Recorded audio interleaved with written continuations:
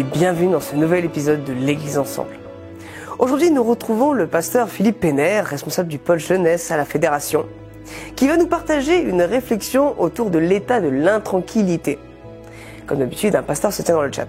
Quant à moi, je vous dis à tout à l'heure. Bon visionnage.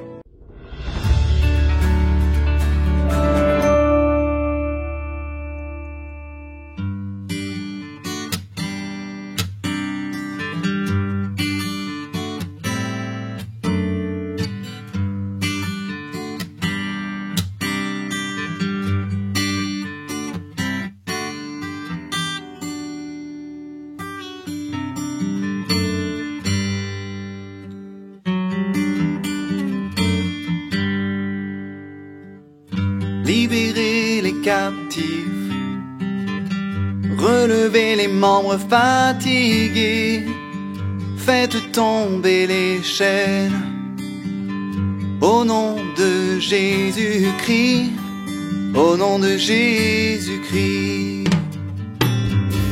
Libérez les captifs, relevez les membres fatigués, faites tomber les chaînes, au nom de Jésus-Christ, au nom de Jésus-Christ. Le bras du Seigneur est toujours assez long pour briser toutes les portes des prisons de ceux qui sont prisonniers d'eux-mêmes. Pour eux, Dieu est toujours le même.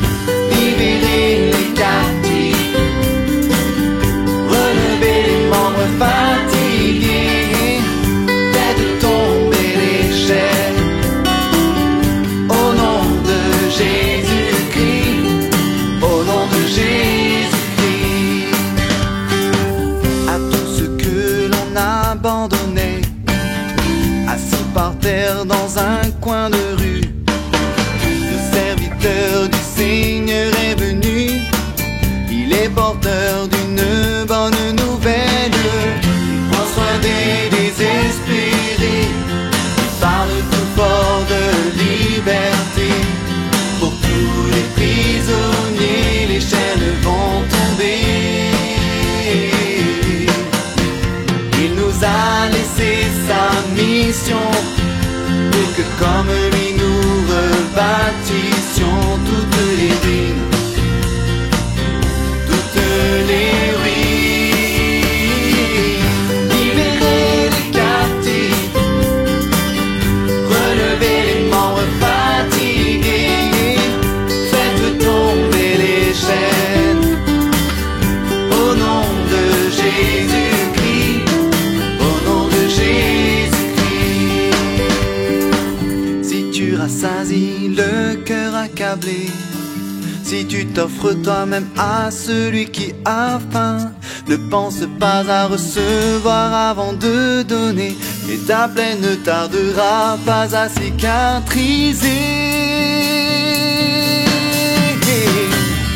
Libérez les captifs, relevez les membres fatigués, faites tomber les chaînes, au nom de Jésus-Christ, au nom de Jésus-Christ.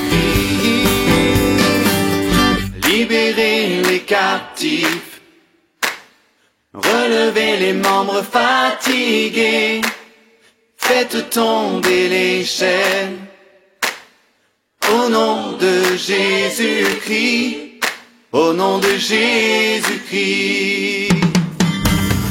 Libérez les captifs, relevez les membres fatigués, faites tomber les chaînes, au nom de Jésus-Christ, au nom de Jésus-Christ. Libérez les captifs, relevez les membres fatigués, faites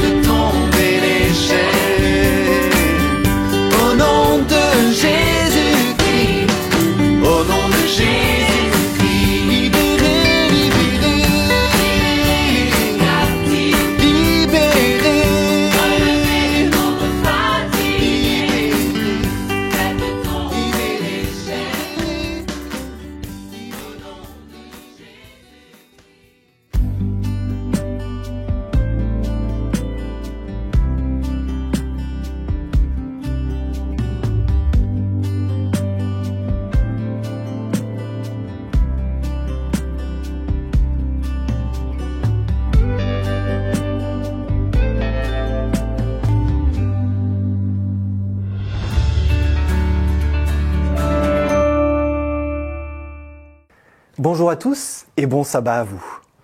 J'ai choisi de commencer ce temps de réflexion ce matin par un petit peu d'humour.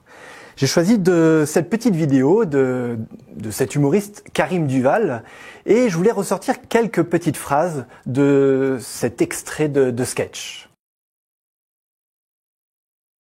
Ce qui est beau dans le covidisme, c'est qu'il n'y a pas une seule vérité. Chacun détient la sienne. Donc, quelque part, la vérité est nulle part. C'est plus un schisme à ce niveau-là, c'est un pschisme. La vérité en spray. Aujourd'hui, la vérité, c'est comme les faritas, hein, c'est bonne franquette. Chacun fait à sa sauce, chacun son prophète, chacun son blog. secretnews.org, ilssonpartout.net, saucissonrebellion.fr. Personnellement, j'écoute Europe 1. Après, l'inconvénient de tout ça, c'est le repli sur soi. Hein. Chacun marche dans sa propre direction. Vu d'en haut, on n'est pas très synchro. Hein. Ça fait plus colonie de cloporte que vol d'hirondelle. Hein. Les fourmis, les gnous, les sardines arrivent à avancer dans la même direction. Pas nous. Mais je reste optimiste. J'ai foi en l'homme. J'ai foi en l'idée que l'être humain trouvera sa place un jour dans ce monde, que nous parviendrons à atteindre le niveau intellectuel de la sardine. Chacun marche dans sa propre direction. Un autre extrait de ce sketch, on ressemble plus à un vol d'hirondelles qu'à un banc de sardines. Chacun va là où il veut. Et enfin, une dernière citation, chacun détient sa vérité. Permettez-moi d'aller beaucoup plus loin dans la réflexion que m'inspire en tout cas cet humoriste.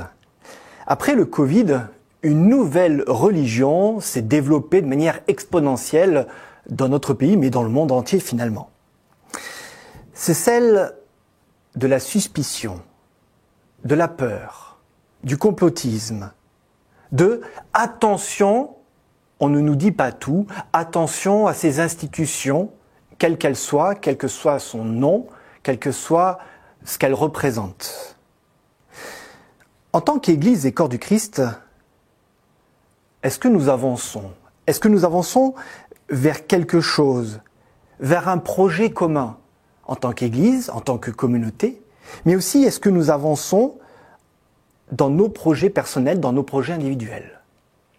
Nous sommes dans ce début d'année, et dans ce début d'année, forcément, comme tout début d'année, il y a des changements pour les uns et les autres. Peut-être vos enfants sont passés de l'école primaire au collège, peut-être sont-ils rentrés au lycée ou à l'université. Peut-être que vous commencez un nouveau travail, peut-être que vous avez déménagé cet été.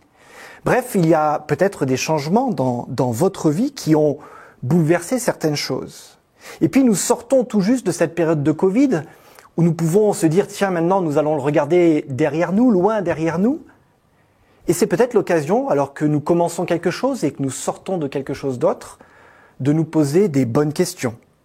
Des questions peut-être de qu'est-ce que ces crises ont révélé de nous, dans notre comportement individuel, dans notre comportement d'église, dans notre comportement collectif. Est-ce que les crises que nous traversons, ces changements que nous traversons, réveillent de la peur, de l'angoisse, ou au contraire, réveillent en nous de la paix, des certitudes ? Alors il faut le remarquer dans cette période de crise qu'a été le Covid, nous avons pu constater des manquements dans notre Église. Or, des manquements pas simplement au niveau institutionnel peut-être, mais beaucoup plus individuels, collectifs. Des manquements, par exemple, pour des publics les plus fragiles, comme par exemple les personnes isolées, géographiquement, les personnes seules, peut-être particulièrement celles qui sont âgées, mais aussi vis-à-vis des jeunes. Alors, ce sabbat, nous nous retrouvons au Moulin de l'Hérole pour la rencontre de rentrée de toute la fédération, des départements, et notamment de la JA. Et c'est l'occasion de faire des projets, de réfléchir ensemble là où nous voulons aller, ensemble. Quelle période étrange que nous avons vécue, mais quelle période extraordinaire qui est là devant nous. Alors il y a une question essentielle pour moi. Qu'est-ce que ces situations ont révélé et comment nous allons nous nourrir de cela pour avancer maintenant ? Marion Müller-Collard, qui est un auteur protestant, a écrit un livre qui s'appelle « L'intranquillité ». Et j'aime beaucoup ce terme d'intranquillité. Elle parle notamment de l'intranquillité liée à la foi. Alors c'est étrange parce que lorsqu'on parle de la foi, habituellement, On dit que la foi nous rassure, la foi nous apaise, la foi nous réconforte, nous encourage, nous permet d'aller de l'avant. Et tout ça est vrai et c'est une bonne chose. Mais permettez-moi d'aller un peu plus loin. Parce que la foi, parfois, nous met dans des situations difficiles. La foi, notre foi, nous pointe du doigt par nos manières de pratiquer la foi, par nos positions éthiques, par nos positions d'engagement. Peut-être même pour certaines personnes, la foi peut nous mettre en danger lorsque nous vivons dans un pays où la religion n'est pas acceptée, n'est pas tolérée. En réalité, Marion Müller-Collard a raison de dire que la foi, la vraie foi, nous met dans l'intranquillité. En fait, la foi vivante, la foi agissante, nous met dans une intranquillité, mais une intranquillité nécessaire. Alors je voudrais prendre ce texte de 1 Thessaloniciens 5, versets 1 à 6, que je vais vous lire dans la version Nouvelle Bible Second. Pour ce qui concerne des temps et les moments, vous n'avez pas besoin, frères, qu'on vous écrive. En effet, vous savez vous-même parfaitement que le jour du Seigneur viendra comme un voleur dans la nuit. Quand ils diront paix et sécurité, alors la destruction arrivera sur eux, à l'improviste, comme les douleurs de l'accouchement sur la femme enceinte, et ils n'échapperont en aucun cas. Mais vous, frères, vous n'êtes pas dans les ténèbres, pour que ce jour, tel un voleur, vous surprenne, car vous êtes tous fils de la lumière et fils de jour. Nous n'appartenons pas à la nuit ni aux ténèbres. Ainsi donc, ne dormons pas comme les autres, mais veillons et soyons sobres. Ce texte biblique nous évoque un temps de crise particulier. Alors c'est un temps de crise où l'apôtre Paul parle de ce retour du Christ. Un temps particulier, à la fois mêlant peut-être des angoisses, des peurs, mais en même temps mêlant la joie. Mais Paul parle particulièrement ici à des chrétiens. Il parle des gens qui sont dans l'Église, qui sont établis dans l'Église depuis très longtemps. Et il leur dit, attention à la paix et la sécurité. Alors, ça peut paraître surprenant parce que qui ne rêve pas de paix et de sécurité ? En quoi ça ne serait pas louable de chercher la paix et la sécurité ? Mais peut-être mettons ce verset ou ces quelques mots, paix et sécurité, en lien avec le verset 6, qui lui évoque de ne pas dormir. Tiens, ici, il y avait un lien entre le fait d'être en paix et sécurité, tranquillement allongé sur votre canapé, en cette fin d'été, au soleil, paix et sécurité, et de s'endormir, d'oublier la raison d'être, du pourquoi nous sommes là. Qu'est-ce que nous faisons ensemble ? Peut-être que nous nous sommes détournés de notre chemin. Vous voyez tous ces gens qui disent « tout va bien, ne vous inquiétez pas ». Mais regardez le texte, ce passage. Il nous éclaire et il nous invite à nous tourner, non pas peut-être comme d'autres, mais à nous tourner vers le texte pour nous poser les bonnes questions de la foi. Cela fait 5 ans maintenant que je suis responsable jeunesse au sein de notre fédération. Et mon ministère, comme le ministère de beaucoup de mes collègues, est rythmé par une vie avec des comités, des déplacements, des week-ends, des rencontres, beaucoup de choses à faire et à vivre et de beaux moments. Et parfois, quand il y a beaucoup de choses, on en oublie des fois l'essentiel. Et dans cette période de Covid, notamment, ça a été une période encore plus stressante. Et je me rappelle d'un comité JA avec l'équipe JA du Sud où nous sommes réunis et nous nous sommes posé cette question, mais qu'est-ce qu'on va faire ? Qu'est-ce qu'on va pouvoir proposer pour les jeunes notamment ? Et un collègue de partager son expérience de ce qu'il partageait déjà sur les réseaux sociaux et notamment des vidéos quotidiennes avec d'autres collègues. Alors nous nous sommes dit, tiens, nous allons lancer cette initiative de cette émission, peut-être que vous connaissez, que vous avez l'occasion de suivre et qui va bientôt redémarrer, Spicote, spiritualité quotidienne. Et nous avons été surpris par non seulement comment ça a apporté, ça nourrit des gens, mais comment cela nous a nourris nous-mêmes finalement. Nous avons été dans cette insécurité, dans cette intranquillité d'une période trouble, Et de cette période d'intranquillité, parce que nous étions en veille, nous nous sommes posés ces questions-là, alors nous avons pu proposer, inventer de nouvelles choses, tester de nouvelles choses pour pouvoir partager au plus grand nombre, et nous en avons été les premiers bénéficiaires. Je ne vous cache pas que se lever à 6h30 tous les matins, c'était pas toujours facile. Mais ça nous a permis de redécouvrir peut-être quelque chose de nouveau, sortir de notre torpeur. Finalement, vous voyez, dans ces moments difficiles, qu'est-ce que cela révèle de notre foi? Est-ce que nous sommes prêts à nous laisser bousculer? Est-ce que nous allons nous lamenter sur les difficultés qui nous arrivent ou est-ce qu'au contraire, nous allons accepter cette intranquillité que Dieu nous propose de vivre? Alors, pour illustrer peut-être mon propos, pour être très imagé finalement, je vais prendre une parabole. Une parabole qui est directement issue de la nature. Cette parabole, peut-être vous l'avez déjà entendue, c'est la parabole du homard. Alors, ce n'est pas une parabole biblique, bien évidemment. Le homard est un crustacé. Et comme la plupart des crustacés, ce qui le définit, c'est son corps mou, c'est-à-dire qu'il n'a pas de squelette. Et ce qui le protège, c'est sa carapace. Pour certains, les coquillages, ça va être justement la coquille. Et pour le homard, c'est cette carapace solide, dure. Mais il y a une particularité. C'est que le homard va grandir tout au long de sa vie.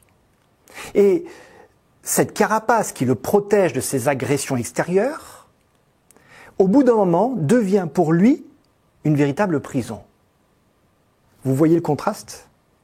C'est-à-dire qu'à la fois, il a besoin de cette carapace pour être protégé de ses prédateurs, mais en même temps, quand il veut grandir petit à petit, parce qu'il grandit, eh bien, il est limité par cette carapace.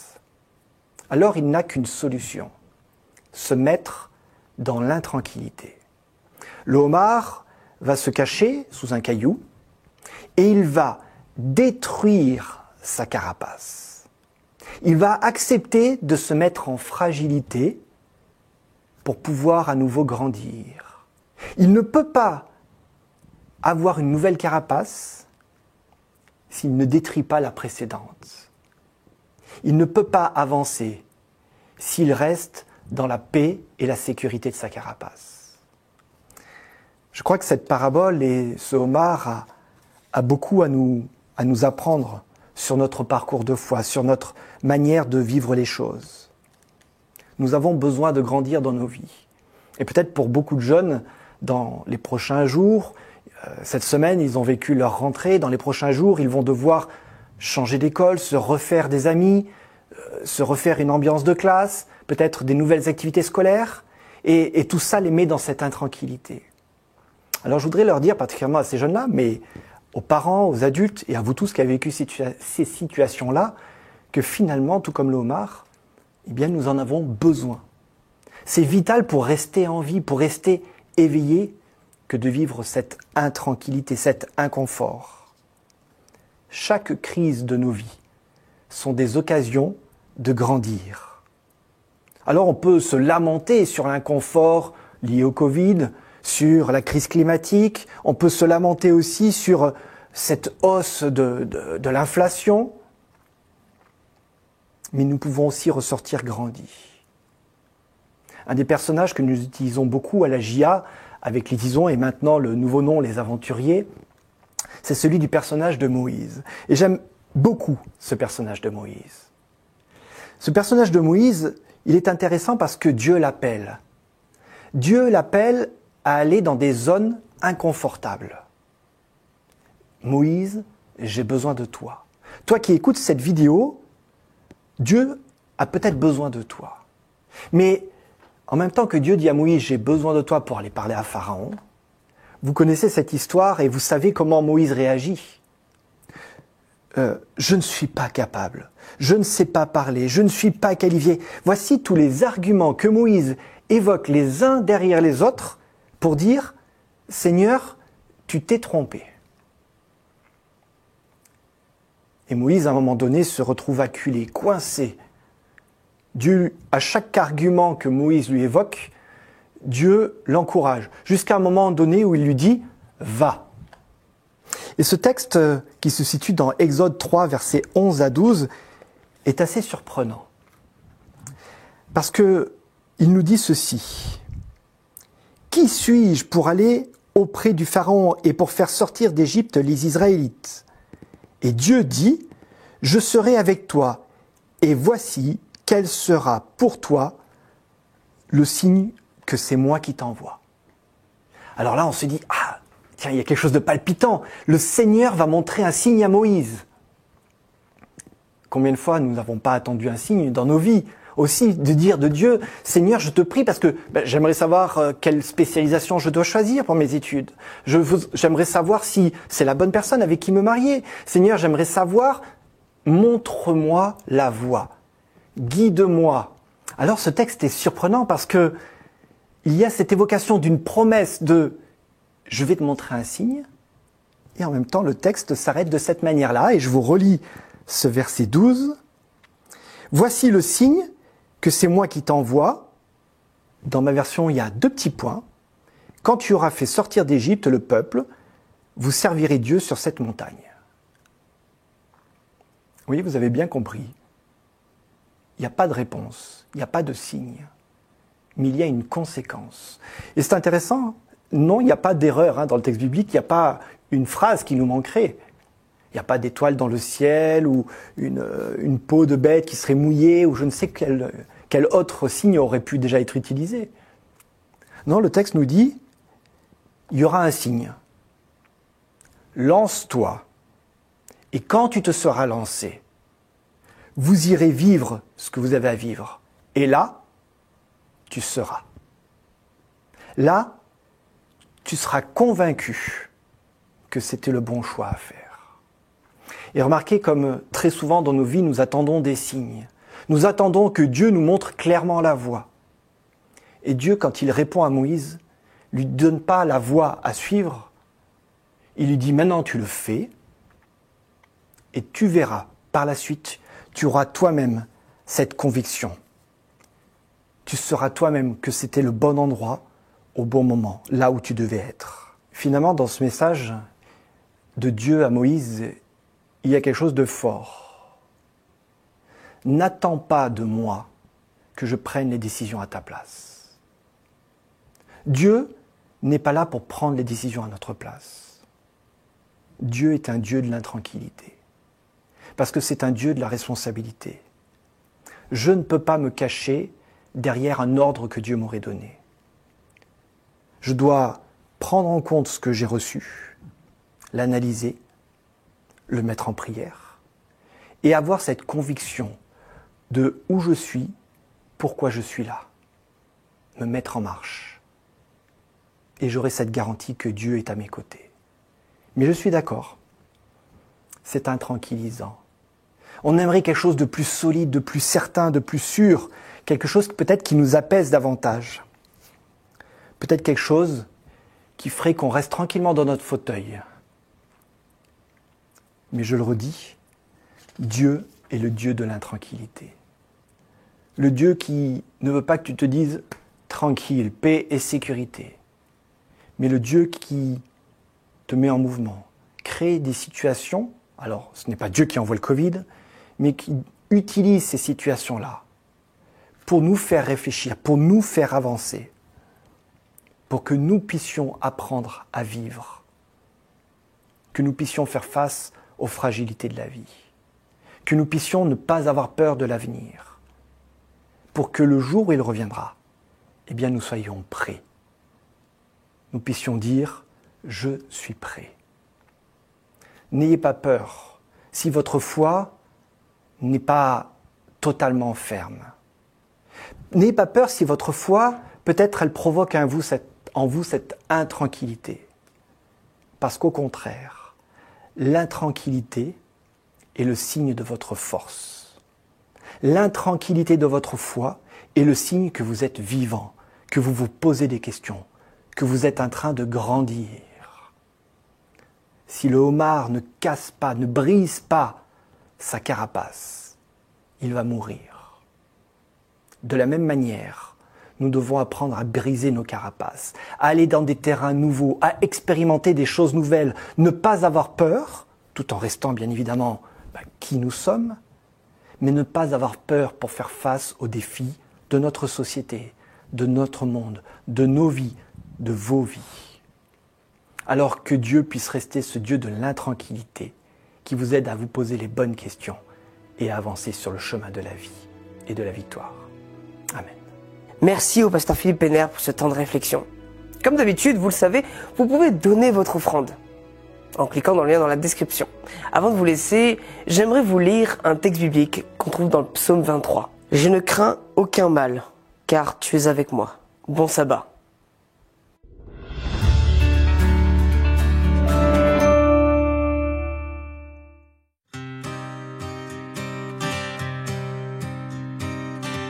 À tous ceux qui font bonne mesure,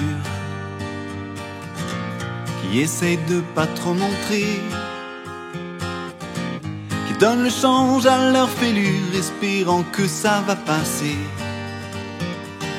À tous ceux qui pensent être les seuls, arrivés là sans mode d'emploi,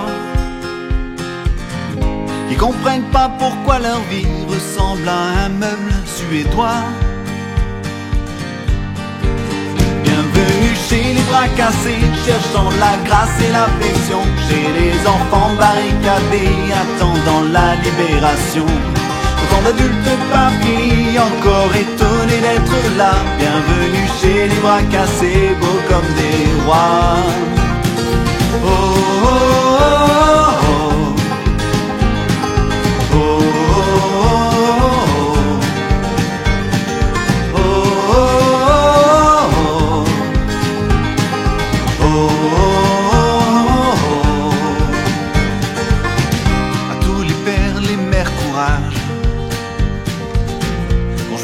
Toujours l'imparfait, les gamins de tous les âges, que ça gênerait pas s'ils en avaient. À tous les accros anonymes, à ceux qui sont encore tombés, ceux qui ont perdu toute estime et qui ne peuvent pas oublier. Oh, bienvenue chez les bras cassés, cherchant la grâce et l'affection, chez les enfants barricadés, attendant la libération.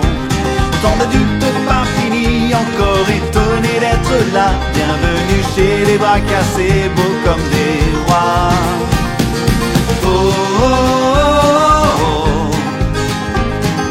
oh, oh.